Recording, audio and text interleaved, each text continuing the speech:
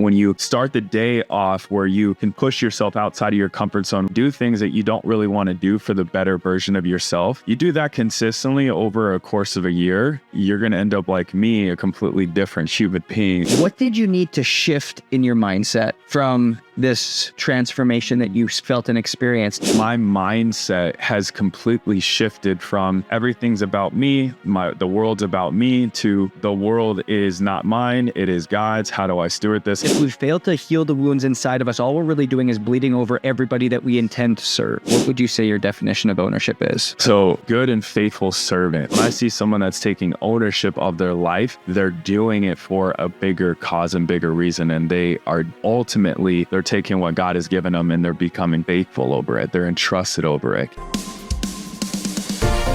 This is the Own It Show, where we tell stories of how everyday people made ownership theirs.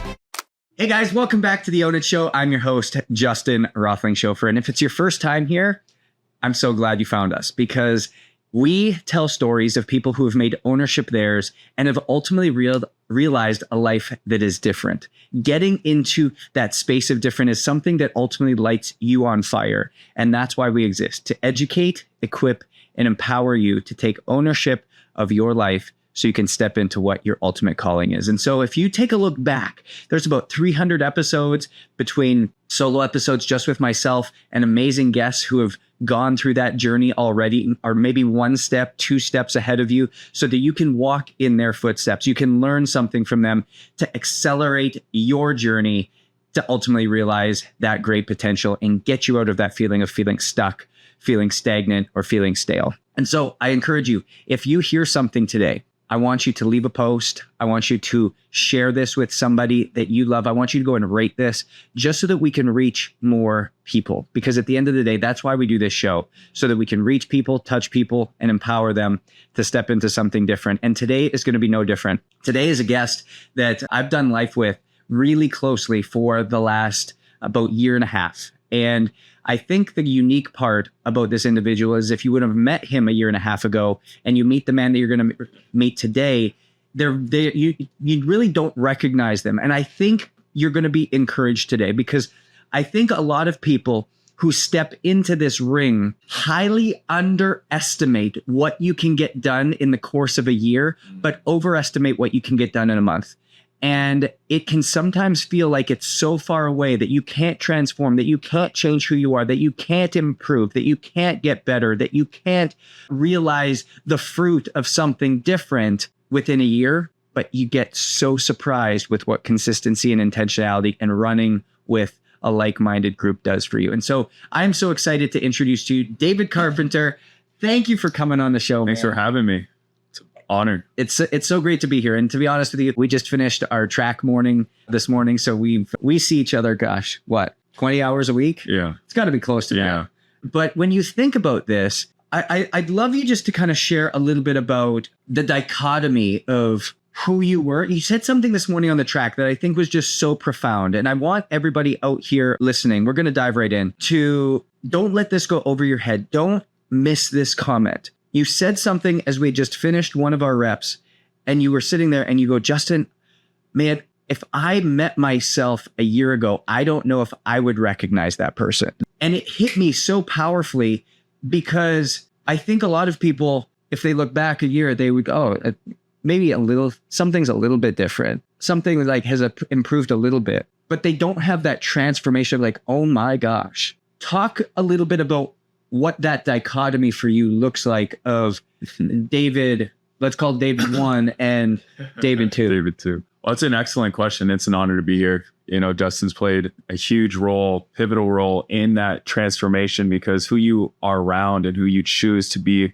around really dictates the direction of your life. And an association is something that we have to be constantly looking at. And Justin, again, thank you so much for your example every single day. So when I look back, priorities were out of whack. I wasn't putting God first. I wasn't, I was really focused on the things of the world and pleasures. And I felt like I arrived a little bit, financially, because one area of my life was doing well, but so many others weren't. And what happened was the area that was doing well, because the other ones weren't balanced, it actually started to come down. And in that place in my life, now looking back, it was really a selfish place in my life, and that's where you drink too much. You're out trying to be with other people who are also broken, and you're not really trying to fix the problems within, which were the habits and what I was consistently doing. And it really was the journey of working on my relationship with God that came first. Then it was really my relationship with my mindset and the limitations that I had for myself, because you get so comfortable getting to a place where you start to have some success, you start to digress, and your mindset is just in a state of not growing. So that had to change. My habits, my health, that has been a huge thing for me, because your body really dictates how your mind is operating. And when you start the day off where you can push yourself outside of your comfort zone, wake up before the sun, do things that you don't really want to do for the better version of yourself. You do that consistently over a course of a year, you're going to end up like me, a completely different human being. And it really does help having, the right people in your circle. And if you don't have the right people in your circle, this audio, these podcasts, this could be what you need to hold yourself accountable, to help push you to another version of yourself. That's beautiful. When you talk about the limitations of your mindset, I think a lot of people throw that word out a lot on social media, on books. It's like, change your mindset, change your mindset, change your mindset. But for you, what did you need to shift in your mindset from this transformation that you felt and experienced? And what were the patterns that you were experiencing in a year ago versus what you're experiencing and what the pattern that you enabled today? So my mindset was all about, how do I get served? From that point to a mindset now is, how do I serve? How do I add value? How do I become the best version of myself so I can be better for my wife, soon to be, calling her to existence. There we go. My business partners, my business, my mom, my family. My mindset has completely shifted from everything's about me, the world's about me, to the world is not mine, it is God's. How do I steward this? How do I become trustworthy? How do I go every single day and give it my all to serve? And coming into that place, that mindset has literally transformed everything that I know today from a shift of that perspective. It's so interesting you say that, because I think when we live in a world that validates success. Yeah. And success at the end of the day is about you. Yeah. But significance is about other people. Mm. And when we realize what needs to shift from taking it off of us to now putting it onto others, that's a big thing. Like, yeah. I hope everybody sees themselves in David in some way, shape, or form, because I see myself in David in some way, shape, or form. Your journey is my journey, which is, I think, a lot of men's journeys. Yeah. Where, again, the NHL was all about me. The NHL was all about waving my flag. Yes, I was serving people. Yes, I disguised that as wanting to serve other people. But at the end of the day, it was, how do I get my name up? How do I get seen? How do I get validated? How do I get flaunted? How do I get all these things? Yeah. Versus today, it's, no, how does God get all the glory? How does he get praised for what it is that happened? Yeah. And then how do I serve people with the gifts and talents that I've been blessed with? Yeah. And it is such a difference. It is such a difference, but at the same time, it's such a small difference. Yeah. And I hope you hear this, somebody today.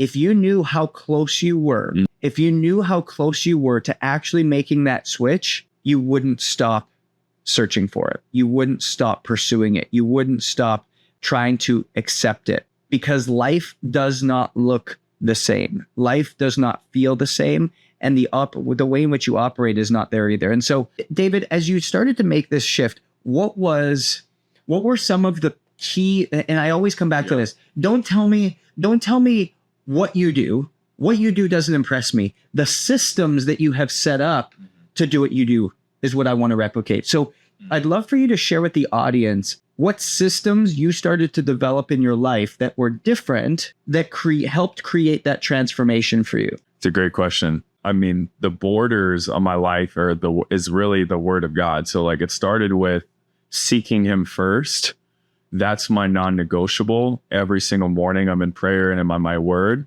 And then it's moving my body. It's always moving my body. And it's usually doing that with you. And if you're not here, I'm pushing myself because I have this habit now where I have to go work hard and sweat. And then it's listening to a podcast or an audio every single day. That's like my non-negotiables, my systems. My schedule's already pre-fit and preset, where I have a Bible study and then I get into my work and I focus on my highest priorities. My schedule's constantly adapting and changing to what is going to move the needle the most in the business world. But what I've noticed is if I really take care of my relationship with God, I really take and steward what I'm putting into my body, how I'm moving my body, and I steward what is going into my mind, those things I can actually determine. And when I walk into my day, I have a different level of understanding and clarity where I can now be the best version of myself stepping into every single meeting. And I'm also very coachable. I seek wise counsel. I'm constantly I'm constantly getting sharpened by people that are greater than me in the space that I want to be good at. So I think being a student also something I seek. I seek new information. I seek being coached by the best as much as I can. And I'm humble enough to know that I don't know a lot, and that the things that I do know they're not going to limit the things that I don't know. And I constantly is seeking and reaching for a better version of myself and how to do things more efficient and more effective. I love what you just said, because a lot of people operate in the 5% of what they know. Yeah. Or the 5% of what they don't know. Yeah. But where the area of growth happens is when you realize that there's actually 90% of knowledge, wisdom, and information that you don't know. Yeah. And the people who seek transformation, the people who are always growing, listeners, you would know the people in your life that every single time you see them, you're like, man, why are things changing in your life so rapidly? Why are you growing so much? Why are things happening for you that I wish were happening for me? Why are these things constantly evolving and happening so quickly? It's because they're living in the 90% that they don't know. They're getting coached, they're getting taught, they're seeking wisdom, they're seeking counsel, they're being guided. And they're taking action on those things and doing things differently than those being done before. And so until you're willing to do that, until you're willing to humble yourself, until you're willing to step in gracefully and say, hey, there maybe is a better way to do this. Yeah. Hey, there is something else that I should be learning from. Hey, there is a different way in which I should go.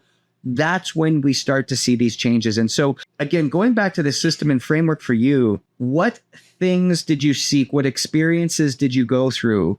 So what events did you attend? Who did you get around? What did you start to invest in? What podcasts and audios do you listen to that have helped create this acceleration for you through this, while also creating the accountability structure so that you now continue to see the changes iteratively over time? It's a really good question. Your event was Redeem, changed my life. Getting around, obviously you being an incredible coach, but the men that you attract, that you bring into Redeemed, high-level entrepreneurs, not perfect men, but men that are seeking a better version and being vulnerable and open and realizing, hey, we are all flawed and all messed up. Like that event over a year ago was the mark where I changed my phone number. I stopped hanging out with people that were terrible for me. I started changing my habits of what I was doing on a consistent basis. My weekends look different. Instead of drinking, I've been drinking over a year, right? I stopped from events. So if I could speak into your listeners, I would say, if you don't feel like you need it, you probably need it the most. Like you got to put yourself in a position. First of all, like if you're thinking that you got to check your humility level. Second of all, I would get around where the fruit is rich. And one thing I know about you, Justin, is that your fruit that you bear is very rich. And I look at the fruit. You'll know a man by his fruit. Your fruit is a great marriage. You have a great business. You're healthy and you know how to steward your finances. So the second piece of that was now having the accountability of my finances. I'm constantly learning from you on that, but I also hired a coach who helps me with a P&L, profit loss statements every month. We go through my spending. He checks me. He questions me. It's not someone that was a terrible steward of their money. At one point, it is definitely not comfortable explaining a lot of different purchases and the why behind it, because you got to be really honest with yourself. You're also my health coach. I'm a part of the Own It community. I love the supplements. I feel completely different than I felt. I literally feel like I shaved like 5-10 years off, like how I actually feel with my energy and my understanding, my clarity. It's not even the same. It's not even, again, it took me off. Testosterone helped me with confidence, just so many different factors from actually working with you and working with Own It. And then here's a big thing. So with all of those things, and obviously, the Holy Spirit leading me now, when I go step into the coaching for my business, which I learned from the top, 9-figure earners in insurance, I actually hear information different. I hear it differently now. I have a different understanding on the same information. I see it from a different lens because I'm clear in so many other areas, where now I can not just, there's 3 levels of understanding. There's hearing, there's knowing, and then there's understanding. So I come from a place of a deeper understanding now because of the clarity in the way that I'm showing up in life. And also, it's just elevated me. So those are some of the aspects of I guess my coaches and the things that I'm doing there. I think what's beautiful about that is when you said you hear information differently, I think that statement is so powerful because I can literally taste that statement. Like, from the sense of you sit in a room and you have 10 people, and you ask each one of those people to give their greatest takeaway, and everybody's going to have a different takeaway. And from their responses, you can literally understand their depth of maturity. You can understand their depth of development. You can understand their heart posture. You can understand their priority system, because you're going to hear what your heart wants to hear. You're going to digest what your heart desires. And it's only until you can change that structure, that you can start to restructure yourself, that you actually begin to hear what the people who've been trying to speak into your life are actually trying to say. And that powerful. And that to me is, I think, something that each one of us can continue to seek. But as listeners, like, start to like check yourself a little bit. Check yourself a little bit. What did I hear from this statement? Why do I not want to go into different rooms? David talked about the difficult conversations he has to have sometimes with his financial coach, where it's like, hey, what was this purchase for? I'm checking you on this. But how many times have we just avoided the conversation? Or how many times have we just avoided listening to the podcast, or avoided asking ourselves, what did we get out of this? Or my favorite is when maybe David says something here, or I say something here, it stirs something inside of you. And instead of recognizing that defensiveness is actually something to be grateful for, because it's pinpointing the exact area you should be leaning into, you feel that defensiveness and go, no, that's an area I don't go to. That's an area I don't step into. That's an area that I will avoid. And that avoidance is simply going to create a greater void. It's going to make the weight of something even heavier down the road if we don't actually stop and dive in, because that's exactly what David has been doing and has started to lean into.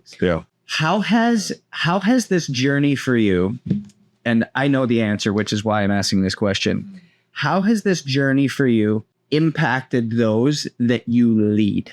Because first off, tell a little bit about your business, what it is that you do on a day-to-day basis, and then talk about the transformation and the overflow of your work into those that you ultimately lead. Such a great question, because I'm just like, in comparison to just like a year ago, everything's different. So I'm a partner of AO Globe Life, which is Globe Life's the largest distribution across North America for life insurance. They have more families protected than anyone else. Official insurance company for the Dallas Cowboys, Texas Rangers, and Atlanta Braves. And we focus on a niche market, which is our veterans right now. The unit or division of the company is our team, and we're focused on serving 20 million vets. So we have relationships with them, and ultimately in a place of coaching now, because I've worked my way up from an agent, just passing his exams, struggling in sales, up to, a manager, regional manager, to all the way up to a partner with the company.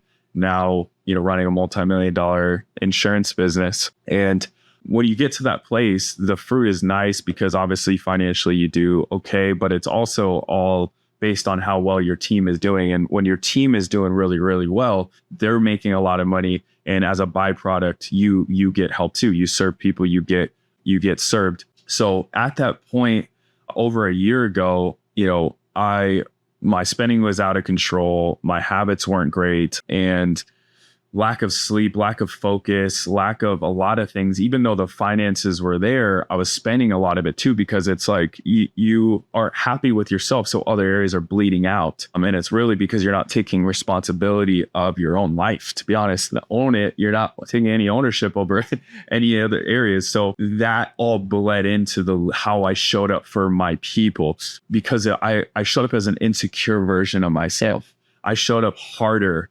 I showed up wanting not to understand where people were coming from, but more in a place of being a boss rather than a servant leader. I showed up in a place of not trying to be kind, because I didn't really love myself at the time. How could I be kind to someone else? Not in a loving place. Like the Bible talks about, love your neighbor as yourself. I couldn't love my neighbor because I didn't love myself. I didn't really experience that.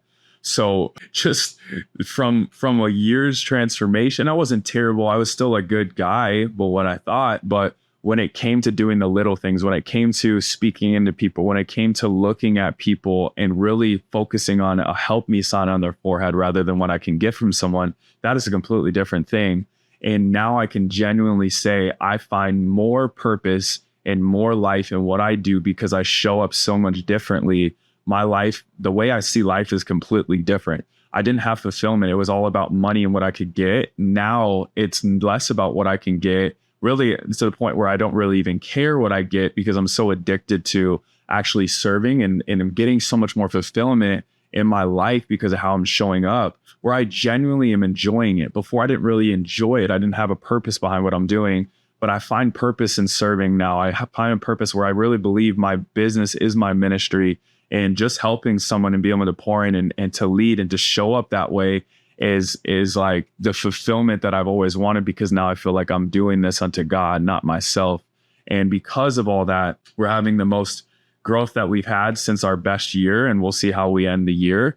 But literally, that was just the byproduct of seeking God and loving on my neighbor and serving people and really being truly there in a place of wholeness and healing, where it's, again, completely different in the feeling I get every day of where I rest my head on the pillow, knowing that I gave it all I got, and I truly care about the people I'm there for. And building the culture is different. It's a family community. It's bigger than ourselves. It's not just the selfish thing that I had it built before, where everyone's selfishly doing things.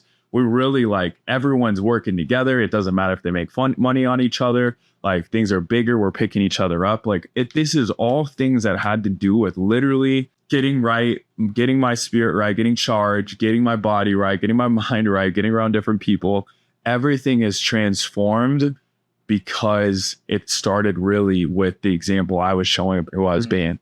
It's beautiful. And it literally gives me chills and goosebumps, because the example that you give is about being different. Talk a little bit about the industry that you're in, and the industry that you're in, and how, because I think a lot of people might struggle with this, but I think they also will hear it, because if you ask anybody about the industry they're in, the industry's corrupt. Oh, the industry has so much going on. Oh, the industry has so much competition. The industry has, I struggle to stand out.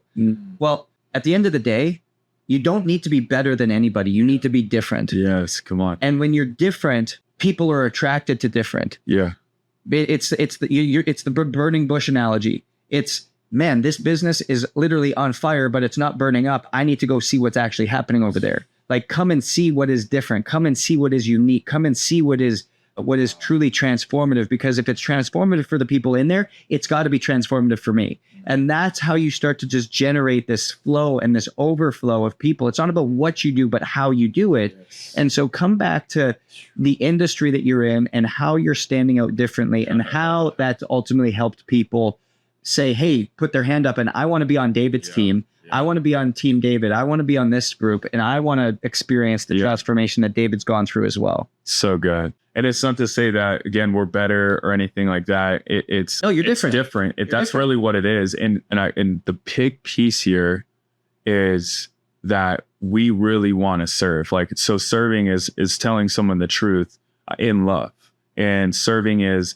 how do I get to the root of the problem? Really caring enough and understanding and wanting to be there at a place of service where life's not about us. Our people know that it's not about them. And we're working together as this unified group now on a mission and a purpose to serve veterans, protect their families, and help their legacies. This is different because we actually have a mission that's bigger than ourselves, where most people in the space, what can I get? How do I sell people to make money? It's so different. I get my lamb. Yeah, I get my lamb. I get my Gucci. Dude, yes. So I think it's really refreshing for people that have gotten to that place in their life where they just are seeking different, because they're just hit their heads on the wall so many times of like, I want a life of fulfillment. I don't want just these things, and I've chased things. And that's really where I was. And I was looking for something different. And it was really your example that was my eye-opening thing, because of how you showed up, how you lived your life, the mission that you were on, and you wanting to take other people. And really, again, I got to honor you, because that was the first event, first leader, the first person that I saw that was very successful in his space. But it wasn't about being successful. It was about mission. It was about purpose. It was about doing it to give people the right example. And it really made me check myself and check my heart posture and really want to get right, because you don't know who you're affecting when you do that, how you show up. But really, you're affecting everybody around you, because everyone's looking and watching. And that different does. It does. You're like, wow, like, this is what I want to be like this person. Like, what is this person doing? And you start to unravel all the things that you've been doing. And when you start to show up differently, yeah, it's transformational for everybody. No, it's beautiful, man. And I think, and this just goes back to you, because I've seen people, like, just even the stories, like, there's people that were at the Redeemed event that are now working for you. There's people that have come into your ecosystem that were not believers, that are now all of a sudden sitting and hearing people talk about Bible studies, and people that are like understanding what this actually looks like. You're not just giving people a job, you're giving people a purpose. You're not just giving people a way to make money, you're giving people a new hope in life. Like, this is what the ecosystem that you've built looks like. And when you do things differently, that's where it's at. Like, people may have gotten into the industry to make money and to have all the things and the glitz and glam, but all of a sudden, as they come onto your team that is so different, that stands out, people start to talk about that. It's not like working with another group that it's like, it's all about money. Did you hit your numbers? Where are you at? Where are the quotas? Oh, it's not there. Great. We're getting rid of you. We're moving on. We're going with someone else because we just want to worry about our dollar signs. No, we care about you as a human being. We care about you as people. We care about what's actually happening, what's going on. We want to rise you up as leaders, so that if we can rise you up as leaders, everybody does better, because if we look after you, then you look after the clients. And if the clients are looked after, then it's going to continue to bring more bread for everybody. And that's, I think, just the uniqueness and the transformation that's happened. And you're now, you're realizing a lot of that fruit. You're bearing a lot of that fruit. You see that in all of these different ways. Now, that doesn't mean that there's not difficulties, trials, ups and downs throughout it. But what has this caused you continually do to continue to sharpen yourself? What has this done to continually motivate you to stay on this road of growth and development? What I do to continually grow this is it's being in a place of surrender. And as I surrender and I just listen and follow God, it's like he has me doing more and more. Like this little Bible study we started, has turned out to be like so many guys that just want to be in the Word and spend the morning with God. 50 people sometimes we have on there. It's surrender on the ego part, right? Where it's like, I'll stay later, I'll wake up earlier, however I can help. Like I just flew out this weekend. Even though I wanted to be at BootCon, to go serve Doug, like I'm willing at the drop of a heartbeat or a pin to be able to go out and help. And I think it's the ripple effect of when you really start to help people. You don't want to show up. That holds me accountable for the lives of the people that are affected by my life. So now when I show up, I have that accountability where I know that my life is so much bigger than me now. I can't just go out and do what I used to do, because I have like young men that look up to me now and that are like relying on me to be who I'm meant to be. So it's like, again, it's coming from a place where my life is not my own anymore. My life is literally to reflect the heart of Jesus. My life is to be the best version of myself and show up and give a good example. So everything, all of that, plus you being around great people that are pushing themselves constantly, I put myself in those environments of growth, and that also sharpens me as well. So the mentors that I have in my life, people that push me, and then also the people I'm mentoring, that also holds me accountable and sharpens me. It's beautiful. As somebody who just lives in ownership, somebody who has understood what this actually looks like, in a word or a phrase, what would you say your definition of ownership is? So, good and faithful servant. I think of faithful because when we are doing something, we're doing it unto God and giving him, we're going to take what he's given us, our talents, our abilities. Our job is to multiply them. Our job is so one day our Father can look at us and say, well done, good and faithful servant. Anything that we have in our lives, I really believe like our calling is to make it better. Yeah. Our calling is to serve it at the best of our ability. So when I see someone that's taking ownership of their life, they're doing it for a bigger cause and bigger reason. And they are ultimately, they're taking what God has given them and they're becoming faithful over it. They're entrusted over it. He's saying, well done, good and faithful servant. So good. So good. I absolutely love that. If people listen to this and be like, hey, you know what? I want to know more about David. I want to ask him about his team. I want to connect somebody because I think somebody could actually be used within this. How could our audience, one, serve you? And then two, how can they get in touch with you? Serve me by taking care of yourself. I think because that we're all a team. So get your health right, join Own It, find some accountability. And I would say just follow Justin. Make sure you follow Justin. Follow myself. It's David E. Carpenter on Instagram. We can connect from there. I love it. I love it, guys. So as you sit here and you listen and you had this just come over you, I know so many of you are in leadership positions, but we have to realize that if we fail to heal the wounds inside of us, all we're really doing is bleeding over everybody that we intend to serve. And it's only until you're willing to grow. It's only until you're willing to be different. It's only until you're willing to actually come back and put the selfish pride aside and humble yourself to step in that you can become the true leader that you've already got built inside of you. The led becomes the leader. And the leader has to constantly be led. Don't let that go over your head. The led becomes the leader, and the leader has to be constantly led. You have to constantly seek it out from somebody who's 1 to 2 steps ahead of you, who's constantly calling you out, constantly calling you up, constantly giving you information that you can then hear differently to then share it again in a different way, because different stands out. Different calls to people. People will say, come and see what's different over here. And I know that will speak to a lot of you because it's what you desire, it's what you want, but it's only once you live differently that you can realize that. We know success is different, so own your different, and we'll see you guys next week.